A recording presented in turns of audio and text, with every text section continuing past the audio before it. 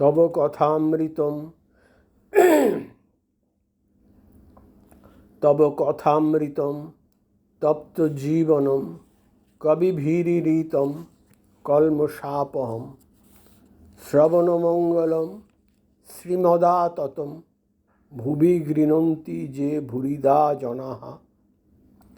The Master at Cossipore, Wednesday, December 23, 1885.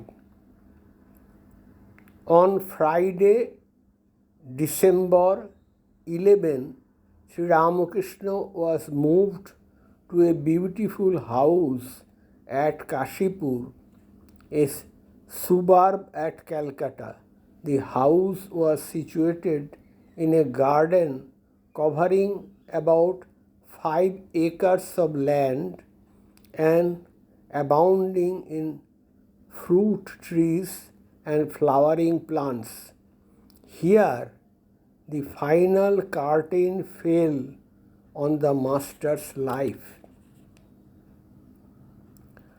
At Cossipore, he set himself with redoubled energy to the completion of the work of spiritual ministration he had begun long before at Dakshineshwar. Realizing that the end of his physical life was approaching, he gave away his spiritual treasures without stint to one and all. He was like one of those fruit sellers who bring their fruit to the marketplace, bargain at first about the prices, but then towards sunset, when the market is about to close, give away the fruit indiscriminately. Here, his disciples saw the greatest manifestation of his spiritual powers. Here, they saw the fulfillment of his prophecies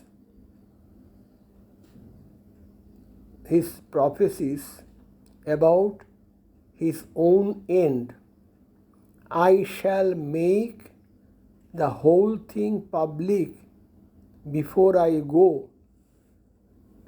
When people in large numbers come to know and whisper about the greatness of this body,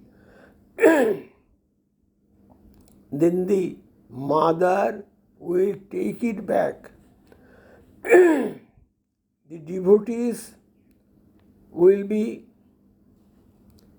shifted into inner and outer circles towards the end, and so on.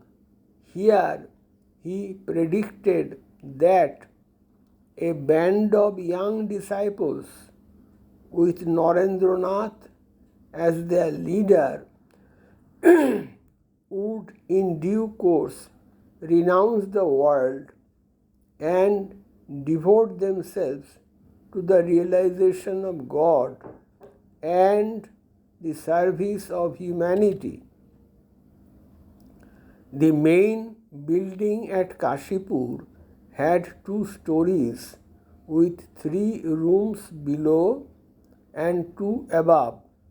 The Master occupied the central hall of the upper story. A small room to the left was used at night by his attendants. To the right of the hall was an open balcony where Sri Ramakrishna sometimes sat or walked. On the ground floor, a hall just below the master's and a small room to the right of it were used by the devotees, and a small room to the extreme left was occupied by the Holy Mother. In the garden compound were some outbuildings, two reservoirs, and pleasant walks.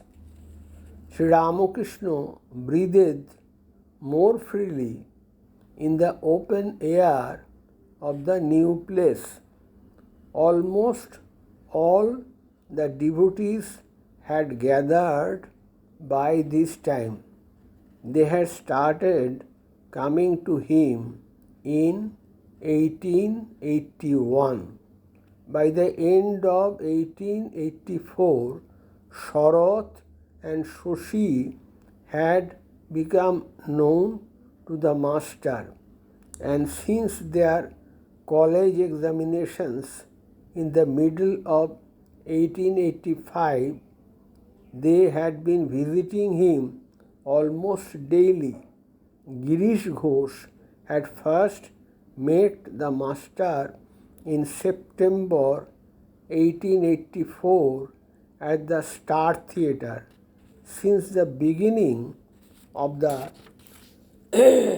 following December, he had been a constant visitor, and it was during the latter part of December 1884 that Sharada Prasanna first visited the master at the Dakshineshwar temple. Subodh and Khirodh first visited him in August 1885.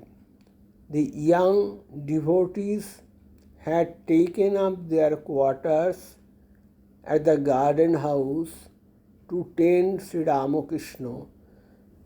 Although many of them visited their own homes every now and then, the householders came to see the master almost every day, and some of them occasionally spent the night.